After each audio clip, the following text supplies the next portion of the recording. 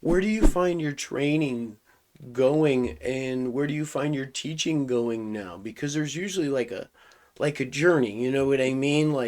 Yeah, yep, As we create our AIM program, like yep. what we did 2 years ago, we just don't necessarily do now. Right. Yeah. My days of hitting pad rounds 5 days a week and learning Panentuken at the same time and all this other stuff. Those days are like in the past now, Mm-hmm. because all that time has become consumed with teaching martial arts instead of actively practicing to learn. But not really in a lot of ways, because I still feel like even as I'm teaching things and I'm watching the progressions, I'm still figuring things out and I'm still learning. No matter how much I teach, I'm like still coming up with new ways to teach them. Mm-hmm. When I see the person that's not getting whatever it is that I'm trying to relay, the message that I'm trying to speak, when I see that, I try to figure out how can I reorganize this message to maybe that hopefully that person can understand this. Mm-hmm. And I'm always basically reorganizing the lessons now in the messages, to try to figure out how to communicate better with everybody, even though honestly, maybe it's not possible, but I certainly try. Yeah, Uh, absolutely. but and then and because like my training partners that I had a couple of years ago are not my training partners today, and schedules change and life happens and blah blah blah. Yeah, my training it goes in all kinds of different directions. Now I've started taking I took on jujitsu recently, maybe about a year ago now, something like Yeah. that. And I got my first stripe on my white belt. Yeah, brother. I tell you what, do you know how jacked I feel to be a white belt again? Yeah. For like, I'm like that kid that when I left martial arts as a kid, I just still have that feeling. And man, I've been excited with learning jujitsu a lot lately. Training that three, I'm trying to get 3 a week in if I can. Mm-hmm. For sure two. I've been consistently getting two, and sometimes 3 a week on jujitsu now. So the progress has been slow, but I'm still enjoying the progression. Yeah. And the progress for me for jujitsu's always been slow too. When you have something towards the end and maybe there's a limited grasp on it, and then we try Mm-hmm. to use it in real time.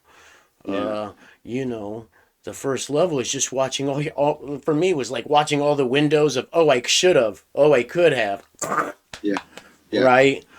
yep, So I yep. think that's just a part of jujitsu. Also, it's the fun part, I think. Oh, Sometimes it sucks, but you know, what I heard earlier is when you're watching your students, if someone's struggling, you can't wait to figure out a way to help them to not struggle, right? yeah. And all that. And sometimes just being a teacher who's now a student, you know. Being a part of that same struggle that they're going through. Yes, Mm-hmm. absolutely. I mean, Yeah. every Saturday at 11 a.m., the students that stick around after AIM watch me do BJJ. And Mm-hmm. yeah, there's a struggle.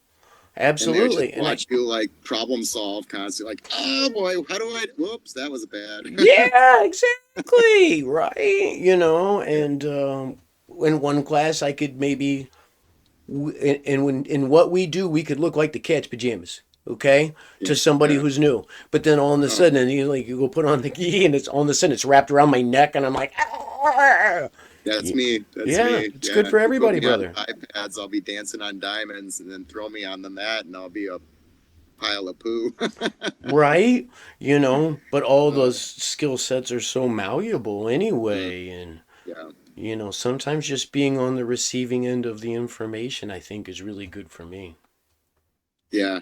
Yeah. Oh, I love to did you ever see the triangle, receive the technique, deliver the technique, observe the technique, the big triangle there? And Absolutely. I kind of like to be on that receiving end sometimes. I feel like that might be where I get the most perspective of what's really going on. That's really That really, funny, though, because that is out of those three things on the learning triangle, that is the least popular. I'd yeah, rather much watch somebody else do it, super cool, and then do it to somebody else, really cool. And then when it's done to me, I'm, Yeah, Slightly less yeah. cool. But, you know, that's a Training. part of it. Otherwise, how will you know? Yeah, this is that little fine line that I balance with that little psychopathic kid that used to have a lot of anger, and now I'm like, how do I figure this out? And, oh man, Yes. like just last Wednesday night, I'm just that one stripe white belt, and I'm rolling with some blue belts and purple belts, and I'm just getting smothered. Mm-hmm. Kind of giggling a little bit.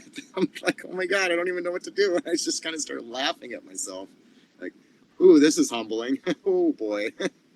And but I kind of enjoy. I don't getting smothered doesn't really bother me that much. Like it's weird. It's I really feel comfortable in that suck. Mm-hmm. Kind of learned to make that my happy place. And I don't have and even in life, if I don't have these challenges, life is so boring and I hate it. I need to, like, I'll create my own challenges if nothing's being thrown at me.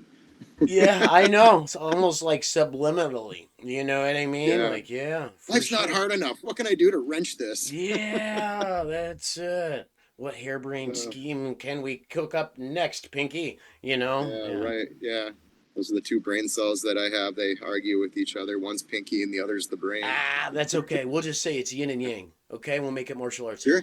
All right. Let's go. Let's That's go. I like it. I like it, brother.